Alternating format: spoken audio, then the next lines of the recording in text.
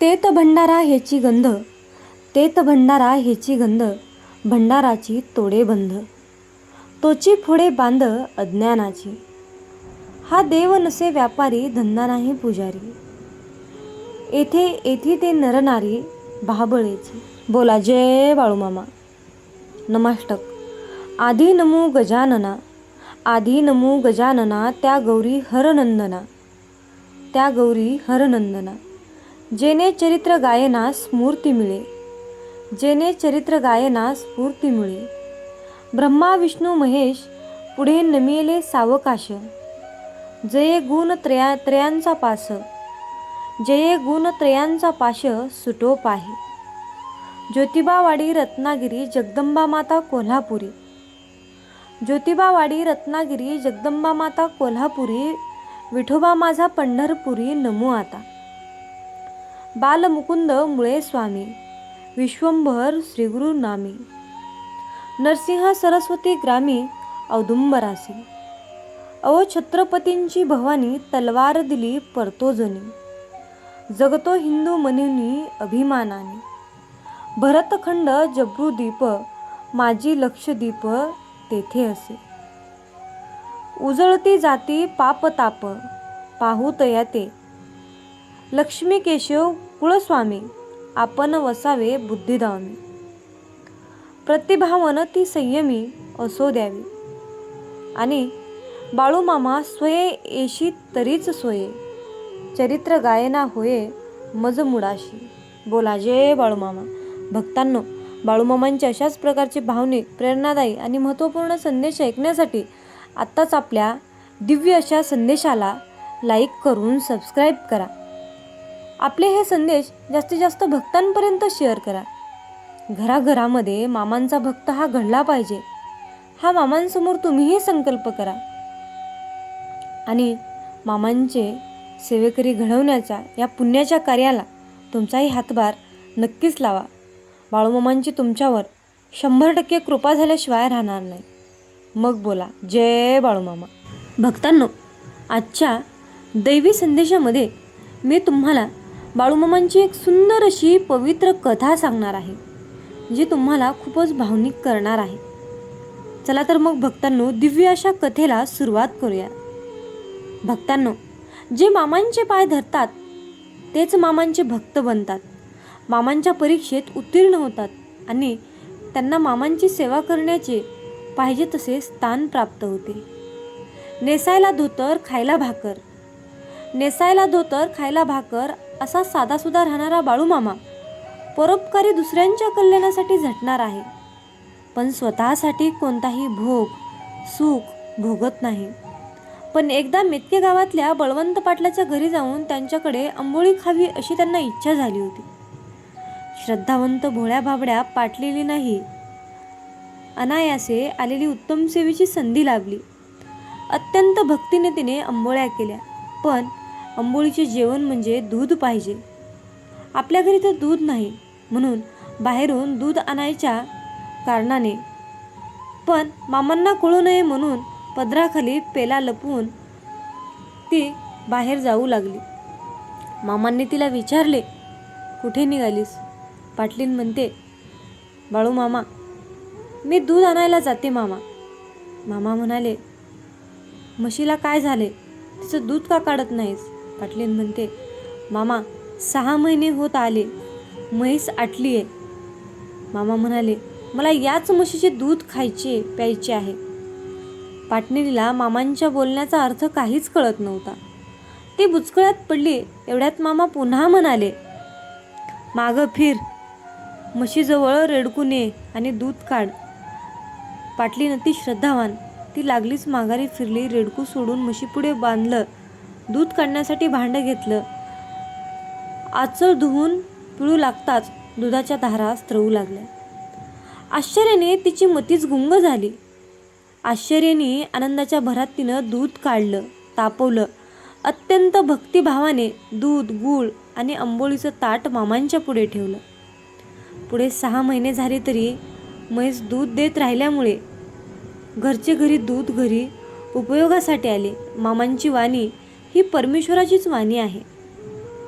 बाळूमामा कधी शाळेला गेले नाहीत. त्यांनी धनसंपत्ती गोळा करण्याचा हव्यास कधीच केला नाही. त्यामुळे व्यवहार, हिशोब या गडबड गोंधळात अडकण्याचा कधी प्रश्नच आला नाही. म्हणून काही त्यांच्याकडे पैशाला तोटा नव्हता. त्यांच्याकडे असलेले पाकिट कधीच रिकामे नसे. अखंडपणे हवे तेव्हा हव्या तेवढ्या नोटा त्या पाकिटात उपलब्ध होत असत. ज्यांची जी काही अडचण नड असेल ती मामा ताबडतोब पुरवीत असत. परोपकाराची त्यांना आवड होती. संकटानुसार सहाय्य करण्याचा मामांचा हा छंदच होता. मामा जेव्हा फिरतीवर असत तेव्हा त्यांच्याबरोबर शिनगारे असे. मामांची ही परोपकाराची वागणूक बघून त्यांना खंत वाईट वाटे. त्यामुळे तो म्हणे, अशा तऱ्हेने पैसे वाटताय, मग चरित्राला काय उरणार, शिल्लक काय राहणार? मामा उत्तर देत म्हणत, अरे शिनगाऱ्या, तू आम्हाला परतवतोस काय? मामा एकदा दुपारच्या वेळी झाडाच्या सावलीत बसले होते. त्यांनी 3 वेळा आपल्या हातातली काठी जमिनीवर मारली. त्याबरोबर तिथून एक हंडा वर आला, जे सोन्याने पूर्णपणे भरलेला होता. मामा म्हणाले, अरे शिनगाऱ्या, घे. तो वर आला, जो सोन्याने पूर्णपणे भरलेला होता. सगळं सोनं होतं. तेव्हा मनोमन लज्जित झाला शिनगारे. तो म्हणाला, मामा, तुम्ही राजे आहात. मी नको त्या कारणाने चिंता करतोय. मामा, खरंच चुकलं माझं. शिनगाऱ्यानं हंड्याला स्पर्शही केला नाही. हंडा जसा वर आला होता तसा भूमीत गडप झाला आणि शिनगारे सुद्धा मामांच्या परीक्षेत पास झाला. जो भूमीत गडप झाला आणि शिनगारे सुद्धा मामांच्या परीक्षेत पास झाला. दृष्टनिष्ठेने, श्रद्धापूर्ण भावाने मामांची भक्ती करतो. मामा सांगतात, जो भक्त निष्ठेने, श्रद्धेने, भावनेने माझी सेवा करतो, तो माझी परीक्षा उत्तीर्ण होतो. अशा भक्तांची मामा स्वतः राखण करतात. मामा आपल्या कृपा आशीर्वादाने कुणाच्या शेतातील पिकाचे, शेत परक्याचे जात असताना त्याचे रक्षण करतात. कुणाच्या गणागोताचं रक्षण केलं, वैऱ्यांनी पेटवलेल्या कुणा भक्तांच्या गवताच्या गंजीचं रक्षण केलं, कित्येकाच्या अडचणी निवारल्या, कितीतरी भक्तांचे असाध्य रोग बरे केले, अनेकांचा संसार सागर तारून मोक्ष मार्ग दाखवला, ज्यामुळे परमेश्वराबद्दल प्रेम निर्माण होते व अज्ञान अदृश्य होते. अशी ही मामांची एक छोटीशी कथा आहे. म्हणून भक्तांनो, जे बाळूमामा जाणीती आता देह टाकणे निश्चिती. पहिला विचार करीती बकरी यांचा. जे मी फिरे माघारी ही सांभाळावी बकरी. ना होई तरी आदमापुरी सोडावी ही. मग म्हणती हा भंडारा कोण चालवी सारा. 5 जना हातभारा लावा सांगते. मामा सांगतात, माझ्या बाळा, आता निश्चित देह सोडणार. आता मी निश्चित देह सोडणार. जेव्हा त्यांना जाणीव होते तेव्हा ते मुख्य तत्वे बकऱ्यांचा विचार करतात. मामा भक्तांना म्हणाले, ज्यावेळी मी माघारी फिरेन, ज्यावेळी मी या भूतलावर नसेल, ज्यावेळी मी या भूतलावर असणार नाही, त्यावेळी ही सर्व बकरी तुम्ही सांभाळा. आणि जर का तुम्हाला सांभाळणे शक्य नसेल तर ही सर्व बकरी आदमापुरात सोडून द्या. मग कोणी म्हणाले, मामा, हा सारा भंडारा कोणी चालवायचा? तेव्हा मामा सांगतात, अरे बाळा, 5 जणांचा हातभार लावा आणि हा भंडारा चालवा. पुढे म्हणाले, माझी प्रसूती बाळंत होण्याची वेळ जवळ आली आहे. माझी जागा माझी माती असेल अशा जागेची तुम्ही निवड करा. मामा सांगतात, माझ्या बाळा, नियमे करावा भंडारा जेथ उच्चिनिया ना थारा. एक पंगती परमेश्वरा आळवावे. हिंदू तैसे यवन, श्रीमंत तैसे दीन, मंद तैसे बुद्धिमान देवाचे. की असे मी सांगता समजिता, काळ पुढे सरकला देहासी येई क्षीणता बाळूमामांच्या.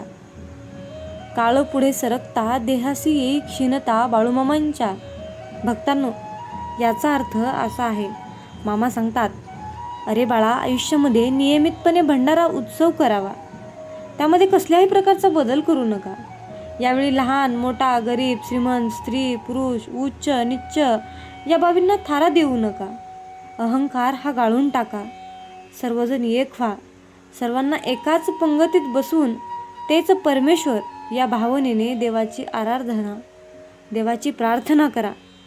हिंदू तसेच मुसलमान, श्रीमंत आणि गरीब, निर्बुद्ध मंद बुद्धीचे, बुद्धिमान विद्वान, हे सर्व देवाचेच, देवनिर्मित आहेत. अशा रीतीने मामा भक्तांना समजावत होते. जातीपात, भेदभाव, उच्च नीच्च, गरीब श्रीमंत असे काहीच भेदभाव ठेवू नका. सर्वजण देवाला प्रिय आहेत. अशा प्रकारे मामा आपल्या भक्तांना उपदेश करत होते आणि काळ पुढे पुढे जात होता. बाळूमामांचा देह क्षीण होत होता. मामांना खूप प्रमाणामध्ये अशक्तपणा जाणवत होता. अशा अवस्थेत मामांना निंगापुरात होते. आजाराची लक्षणे पाहून मामांनी बकरी निंगापुरात सोडून मामांना आदमापूर मुक्कामी आणलं. आदमापुरातील मुरगुबाई मंदिरात मामा राहिले. मामा गंभीर आजारी असल्याची बातमी सगळीकडे पसरली. वार्ता कळताच विविध देशातले त्यांचे सेवाभावी मंदिराकडे परत आले. भक्तांनो, अशाच प्रकारच्या बाळूमामांच्या आणखीन खूप सुंदर अशा कथा ऐकण्यासाठी आपल्या चॅनलला सबस्क्राईब करा आणि आपले संदेश जास्तीत जास्त भक्तांपर्यंत शेअर करा. कमेंटमध्ये बाळूमामा, माझा तुमच्यावर पूर्णपणे विश्वास आहे असे टाईप करून तुमची सहमती नक्की दर्शवा. अडखळत्या शब्दात म्हणाली, हे जगदंबे, मला क्षमा करा. मी कोणते पुण्य केले आहे ज्यामुळे स्वर्गाची देवी माझ्यासमोर प्रकट झाली आहे. आपण माझ्यावर कृपा केली आहे असे म्हणता, पण मी कोणते सत्कर्म केले आहे? आणि देवी, आपण कोण आहात? कृपा करून आपली ओळख आणि येथे आगमनाचे कारण सांगाल का? हे माते, मी तर एक तुच्छ अबला आहे. माझ्यावर अशी कृपादृष्टी कशी काय? सुमतीच्या विचारांनी देवी स्मित हस करत म्हणाली, वत्से, मी आदिशक्ती दुर्गा आहे.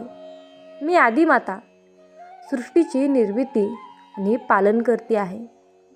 पार्वती, लक्ष्मी, सरस्वती अशा सर्व शक्ती माझ्यापासूनच प्रकट झाल्या आहेत. विश्वातील त्रास आणि विघ्ने दूर करणे हेच माझे कार्य आहे. मी संतुष्ट झाले की जीवांचे दुःख दूर होते आणि त्यांना मनासारखे फळ मिळते. तुझ्या निष्पाप आत्म्याला या जगात अन्याय आणि दुःख सोसावे लागत आहे हे पाहून माझे हृदय पिळवटून गेले. खरे तर मी तुझ्यावर प्रसन्न होण्याचे मुख्य कारण म्हणजे तुझ्या पूर्वजन्मीचे केलेले पुण्यकर्म आहे. त्याची तुला स्वयं जाणीव नाही, पण ते आता मी तुला सांगते. सुमती आश्चर्यचकित होऊन देवीचे शब्द ऐकत होती. तिने लक्षपूर्वक कान दिला. देवी पुढे म्हणाली, श्रद्धेने ऐक. तू या जन्मी ब्राह्मण कन्या आहेस खरे, पण त्या आधीच्या जन्मात तू एका निषाद्याची स्त्री होतीस. तू परम पतिव्रता होतीस. पतीवर निष्पित प्रेम करणारी होतीस. एके दिवशी तुझा निषाद जातीचा नवरा पोटाची खळगी भरण्यासाठी राजाच्या गोदामातून चोरी करण्याचे पाप करून बसला. ते पाप उघडकीस येताच सैनिकांनी येऊन तुला आणि तुझ्या नवऱ्याला पकडले. त्यांनी तुमच्यावर चोरीचा आरोप ठेवून त्वरित राजाच्या बंदिस्त गृहात कैद केले.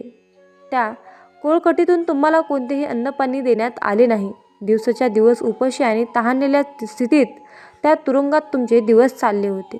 पण लक्षात ठेव, ज्या 9 दिवस तुम्ही दोघे उपाशी राहिलात ते दिवस म्हणजेच अश्विन शुद्ध प्रतिपदेपासून नवमीपर्यंतचे होते, म्हणजेच नवरात्राचे दिवस होते. अर्थातच तुम्हाला तेव्हा उपवासाचा हेतू नव्हता, पण अनवधानाने का होईना त्या 9 दिवस तुमचा दोघांचा अन्नग्रहण न होऊ शकल्याने तुझ्याकडून अखंड नवरात्र व्रत पार पडले. त्या व्रताचे हेच पुण्य आज तुझ्यासमोर उभे आहे. हे ब्राह्मणी, तू पूर्वजन्मीच्या नवरात्र व्रताच्या प्रभावाने मला प्रसन्न केले आहेस. त्या व्रताच्या पुण्य बलामुळे मी प्रकट होऊन तुझ्या मनोकामना पूर्ण करण्यास आले आहे. माझा आशीर्वाद घे आणि जी इच्छा असेल ती माग. पूर्वजन्मीच्या घटनेचे रहस्य ऐकून सुमती भारावून गेली. तिला आता उमगले. इतक्या दारुण परिस्थितीतही देवीचा प्रसाद तिच्या वाट्याला येत आहे. देवी तिच्यासमोर स्वतः उभ्या आहेत. मग आपल्या भूतकाळाचा वृत्तांत ऐकून सुमतीच्या डोळ्यात आनंदाश्रू तरळले. गळा दाटून आला.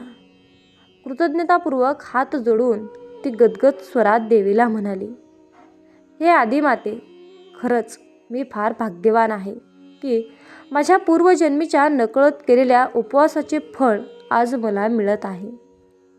माझ्यासारख्या दुर्बळ प्राण्याला आपल्या दर्शनाचा लाभ झाला, हीच माझी मोठी मिळगत आहे. आपण म्हणता असे मी कोणतेही वर मागू शकते, तर मग मी मोठे धाडस करून एकच वर मागते. कृपा करून माझ्या पतीचा हा भयंकर महारोग दूर करा. तो निरपराध आहे आणि इतक्या दुर्दैवी अवस्थेत आयुष्य काढतो आहे. मला त्याच्या यातना पाहवत नाहीत. देवी, आपण दयाळू माता आहात. कृपा करून माझ्या पतीवर ही कृपादृष्टी दाखवा. त्याचे कुष्ठरोगाने विद्रुप झालेले शरीर पूर्ववत निरोगी आणि सुंदर करून द्या. हाच माझा सर्वात मोठा मनसुबा आहे. सुमतीचे हे निस्वार्थ मागणे मागून देवीचे हृदय आणखीन वितळले. भक्तीमुळे प्रसन्न झालेल्या मातेला सुमतीचा पतीविषयीचा त्याग आणि प्रेम जाणवले. भगवती दुर्गा प्रेमळ हसली आणि तथास्तु हे ब्राह्मणी, जसे तुला अभिप्रेत आहे तसेच घडो. पण यासाठी तुझ्या पूर्वजन्मीच्या त्या नवरात्र व्रताचे 1 दिवसाचे पुण्य तू तुझ्या पतीच्या रोगमोचनासाठी अर्पण करावे लागेल. त्या पुण्याच्या प्रभावाने आणि माझ्या कृपेने तुझ्या पतीच्या शरीरावरील सर्व महारोग निघून जातील.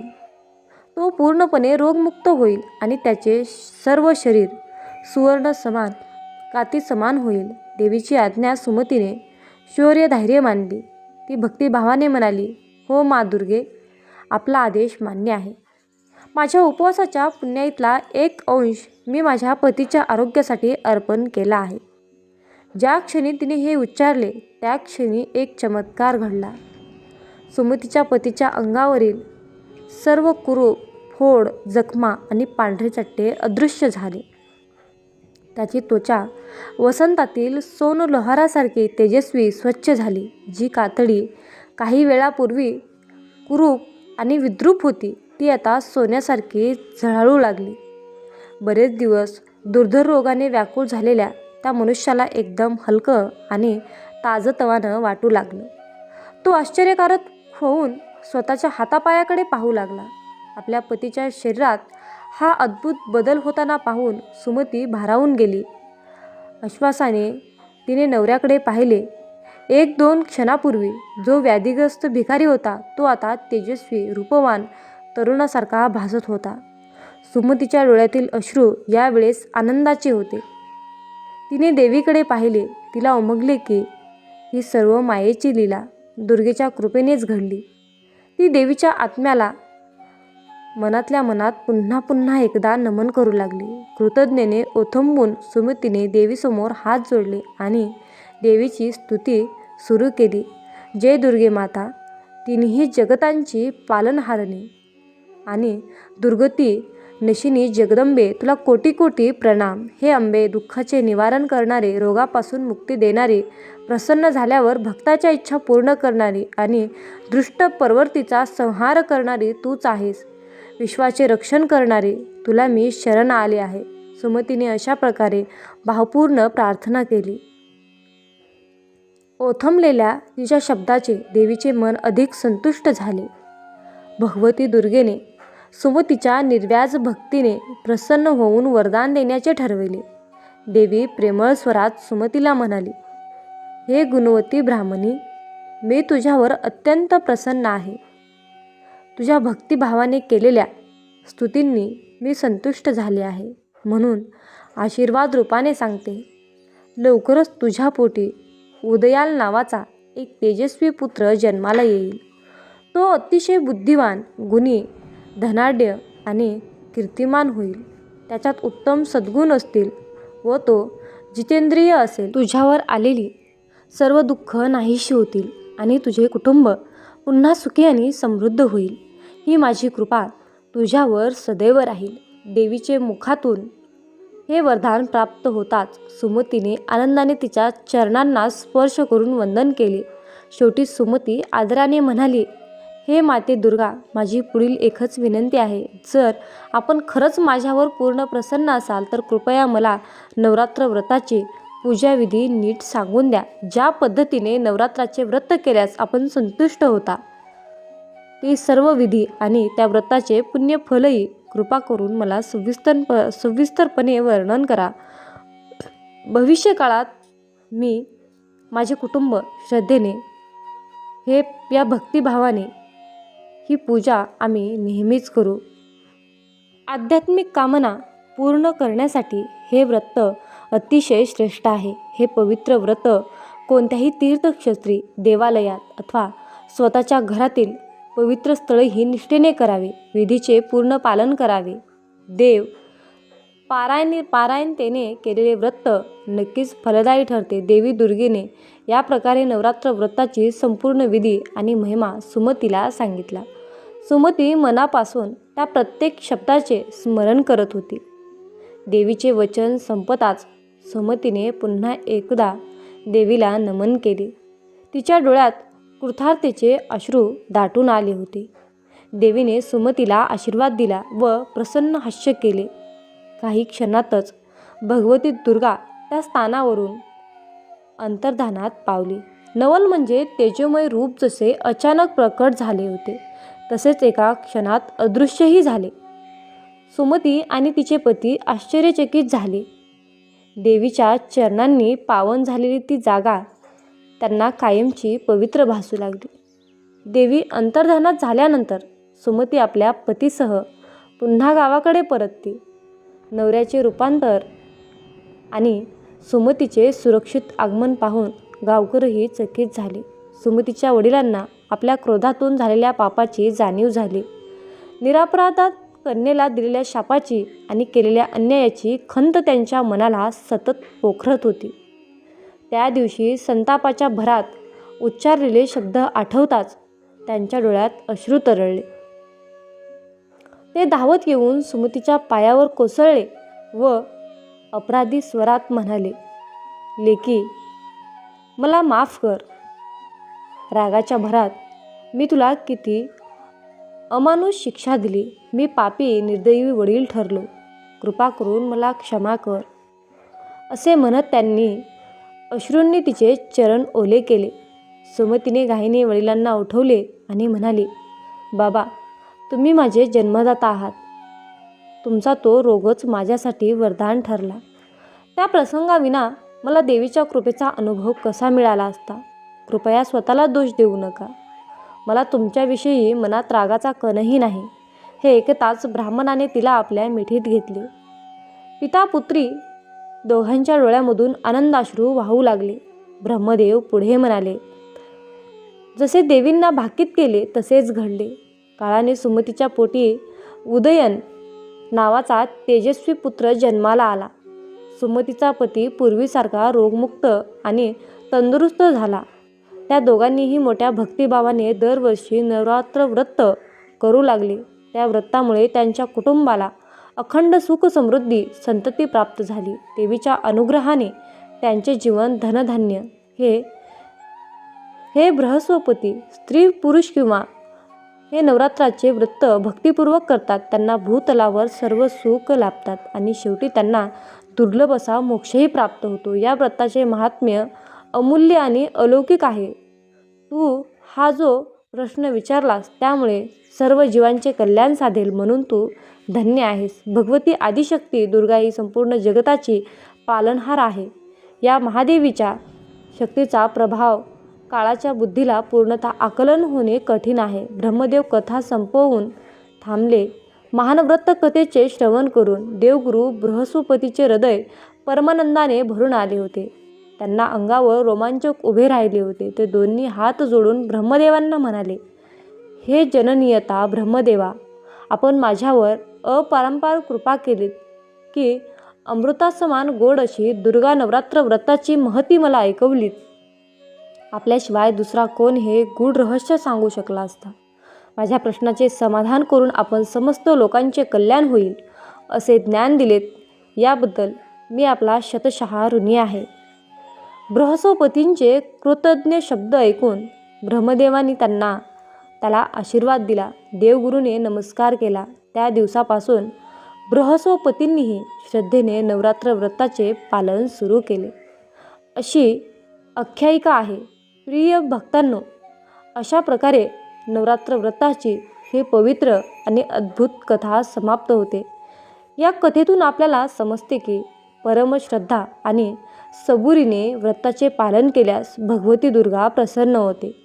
भक्तांची सर्व इच्छा, सर्व संकटे दूर होतात आणि मनोकामना पूर्ण होतात. जीवन जगायचे असेल तर जीवनात कुणाचेही मन दुखवू नकोस. याच्यापेक्षा पुण्याचे कर्म कोणतेच नाही. आणि ज्याला हे कळले त्याला वेगळे पुण्य कमवण्याची गरज नाही. मामा आपल्याला सांगतात, बाळा मी आहे रे, बाळा मी चराचरात व्यापून आहे, बाळा मी ब्रह्मांड नायक आहे. मग तू घाबरतो कशाला? आता तुझ्या सर्व चिंता मला दे बरं, आणि तू चिंतामुक्त होऊन फक्त माझ्या नामस्मरणात तल्लीन होऊन राहा. देव तुमच्यावर सुख, समृद्धी, आनंद, शांती, संपत्ती याचा भरपूर विपुलतेच्या प्रमाणात वर्षाव करणार आहे. जर तुमचा बाळूमामांच्या या शक्तीवर विश्वास असेल तर कमेंटमध्ये बाळूमामा माझा पाठी राखा असे टाईप करून हा संदेश 5 जणांना शेअर करा. तुमच्या हातून पुण्याचे काम घडून येईल आणि तुम्ही नकळतपणे पुण्याचे भागीदार ठराल. मित्रांनो, मामा सांगतात, तुम्ही कितीही सेवा करा परंतु तुम्हाला भोग हे भोगूनच संपवावे लागतात. मग तुम्ही म्हणाल की भोग हे तर भोगूनच संपवावे लागतात, तर मग सेवेचं महत्त्व काय, नामाचं महत्त्व काय? तर हा सर्वांच्या मनातील सर्वात मोठा आणि खरोखरचाच प्रश्न आहे. मित्रांनो, जर तुम्ही मामांची सेवा केली तर तुमचे जे काही भोग आहेत त्या भोगाची, त्या प्रारब्धाची तीव्रता कमी करण्याचं काम आपले ब्रह्मांड नायक बाळूमामा करतात. आणि त्या संकटातून मार्ग दाखवण्याचं काम आपल्याला बाळूमामा करतात. त्यामुळे आलेल्या संकटाची तीव्रता आपल्याला कसल्याही प्रकारची जाणवत नाही. म्हणजेच आपल्यावर संकट आलं नाही अशा प्रकारची अनुभूती आपल्याला मामा देतात. यावेळी तू तीव्र संकटाला तोंड देत आहेस, संकटाशी सामना करत आहेस. पराजय होईल की विजय होईल याची चिंता करत आहेस. परंतु बाळा, हे सर्व काही मला माहीत आहे. तुझं जे संकट चालू आहे, तू ज्या संकटाशी सामना करत आहेस, त्या संकटाचा, त्या त्रासाचा मी लवकरच अंत करणार आहे. बाळूमामांचा हा आशीर्वाद प्राप्त करून घेण्यासाठी आत्ताच हा संदेश 5 जणांना शेअर करा. तुमच्या एका शेअरने कुणाच्या तरी मनाला नवीन दिशा मिळेल, कुणाचे तरी आयुष्य पुन्हा एकदा जगण्यास मदत होईल, कुणाचे तरी आयुष्य जागृत होईल. त्यासाठी तुम्ही हा संदेश शेअर करून पुण्याचे भागीदार व्हा. जीवनात तुम्ही स्वतःला जितकं सुखी समजाल तितकंच सुखी राहाल. आपल्याविषयी वाईट बोलणारे बरेच लोक असतात, पण त्यांच्याकडे लक्ष द्याल तर विखुरले जाल. मन शांत ठेवून पुढे जाल तर जीवनात नक्कीच यशस्वी व्हाल. कर्म असं एक रेस्टॉरंट आहे की तिथं ऑर्डर देण्याची गरज नाही. तिथं आपल्याला तेच मिळतं जे आपण शिजवलेलं असतं. जीवनात एखाद्याला सोडून जाताना मागे फिरून पाहावंसं वाटलं तर पुढे जाऊच नये. प्रत्येक वस्तूची किंमत वेळ आल्यावरच होत असते, कारण वातावरणात फुकट मिळणारा ऑक्सिजन हा दवाखान्यात खूप महाग विकला जातो. दुसऱ्यापेक्षा आपल्याला यश उशिरा मिळत असेल तर निराश होऊ नका. हा विचार करा की घरापेक्षा राजवाडा तयार व्हायला जास्त वेळ लागतो. दगडामध्ये एक कमतरता आहे की तो कधीच वितळत नाही, पण एक चांगुलपणा आहे की तो कधीच बदलत नाही. जीवनात एका ठराविक वयानंतर आपल्याला पेन्सिलच्या ऐवजी पेन दिले गेले. त्याचं कारण हेच आहे की हे आपल्या लक्षात आले पाहिजे. जसं जसं आपण मोठे होत जातो तसं तसं आपल्या चुका खोडल्या जात नाहीत. तुम्ही सहमत असाल तर आत्ताच आपल्या व्हिडिओला लाईक करा आणि चॅनलला सबस्क्राईब करा. तुमच्यासाठी नशिबाचे योग्य ते द्वार उघडले जाईल. वाक्य छोटं आहे पण तितकंच खरं आहे. जग धोका देऊन हुशार झालं आणि आपण विश्वास ठेवून मूर्ख झालो. जीवनात काही जखमा अशा असतात की त्या दिसत नाहीत, कोणाला दाखवताही येत नाहीत, पण त्या सतत टोचत राहतात.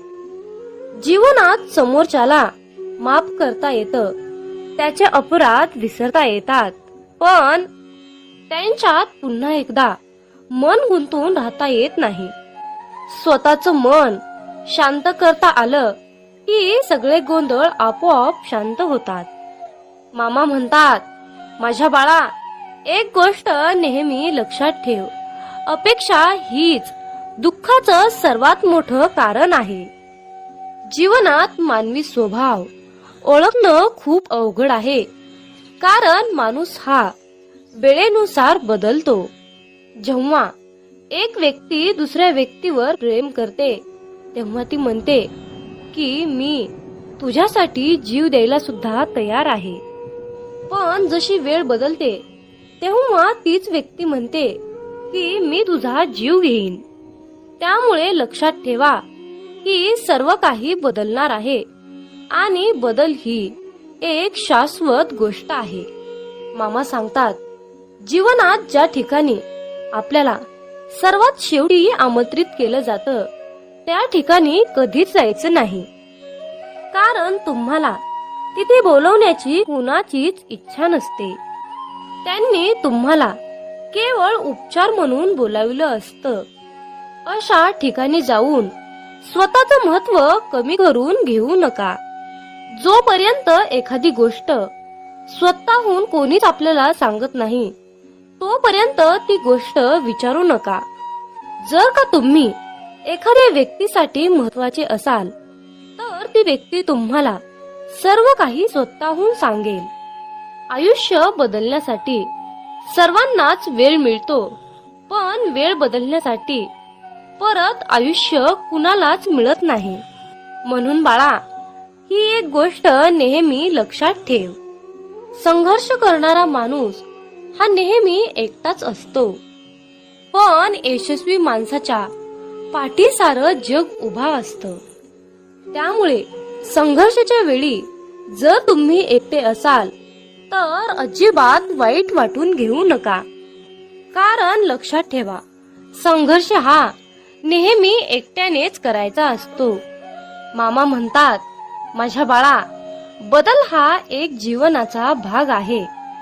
जर का तुला या जीवनात यशस्वी व्हायचं असेल तर त्याचा स्वीकार करणं गरजेचं आहे.